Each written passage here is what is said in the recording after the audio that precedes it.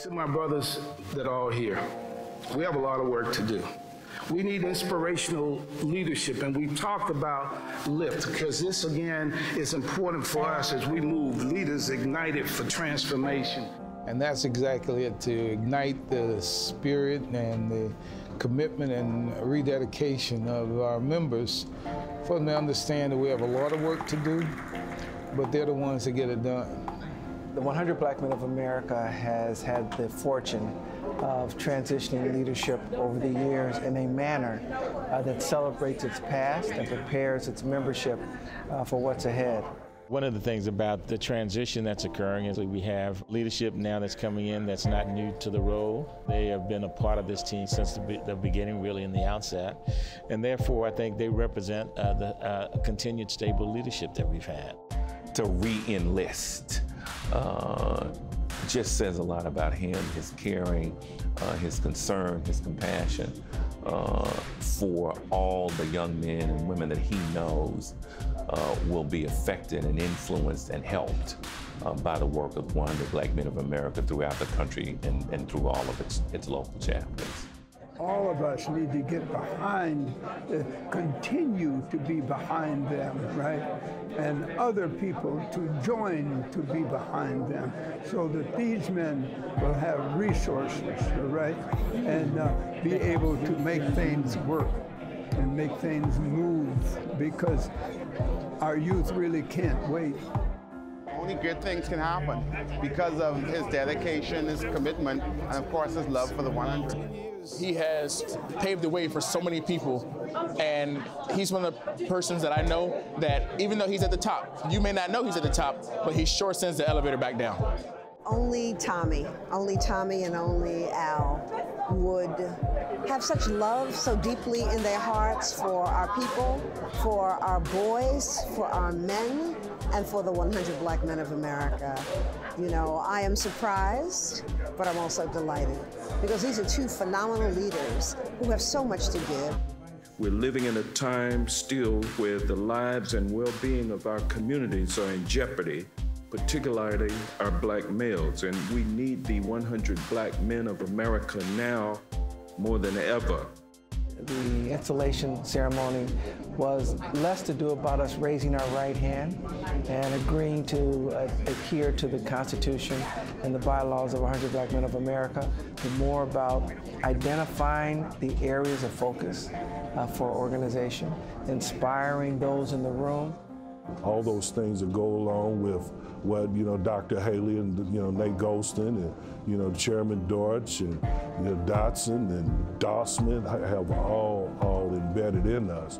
So that oath says that we are standing on all of those gentlemen's shoulders in order for us to do what we need to do collectively, not independently.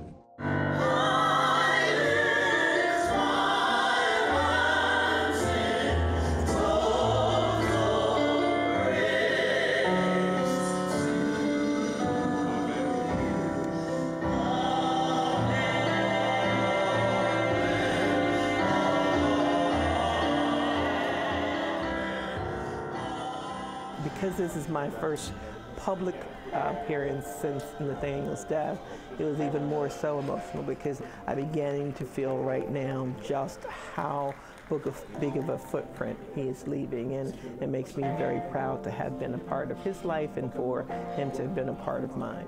Was that wise counsel from my mentor and my great friend Nate Golston. He said, you really need to run. And I said, Nate, man, I've done my time. He said, I don't care if you've done your time, the organization needs you. Miss Davis said, Frederick, you are destined to be a great leader among our people. You've got oratorical skills. You are going places, and I believe in you. I said, Miss Davis, what are you talking about? You see I'm messed up. My dad is dead. I'm done. I feel like giving up. I feel dirtied by death, and she messed me up, because Miss Davis then said, I'm mining for gold. That's what I do as a teacher. I mine for gold, and when you mine for gold, you go through a lot of dirt to get to the gold, but you're not looking for dirt, you're looking for gold. 100 Black Men as an organization are countering that negative, and they are saying, and they've been saying, even before it became a popular slogan, they've been saying, your Black Life Matters. Yeah, I'm mad. I'm so mad. I'm mad that each and every one of you all are not mad. How could you just sit there and if we're not careful what we have, will be what we had. And I have children who are very accustomed to people their age dying, being shot, family members. That's, if they were in the military, we would be treating them for PTS. And we wouldn't think twice about it. As opposed to going out and asking for mentorships, we need to be databasing mentors and collectively putting together the types of resumes that are going to allow for our youth to have success and be placed, not only with African American owned firms, but in corporate America too. If we don't fund our politics, we are going to continue to be in this situation, whether we're talking about from the local level to the President of the United States. The session today was a roundtable of leaders from all sectors, from the business community, from the civic engagement community, educational, so on and so forth. We were able to deal with a broad range of issues: electoral engagement, finance and funding, mentorship, even the relief effort, and try to at least begin to do some high-level strategy. Go to Google Play Store or the App Store and download Mentor Us. Yep. Download Mentor Us. It's institutional. We've got 5,000 or so college students, but we're building that pipeline in a way they understand. Chairman Dortch and his leadership, his ability to galvanize leadership in all sectors and industries is absolutely critical.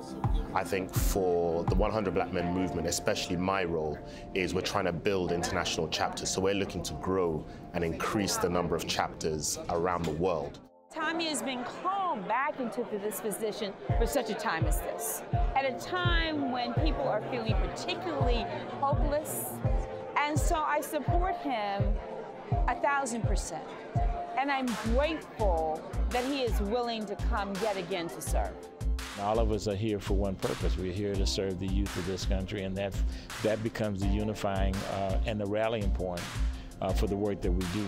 As you know, the motto is what they'll see is what they'll be, but we have to let them see us. And they're not going to come to us. We have to meet them where they are.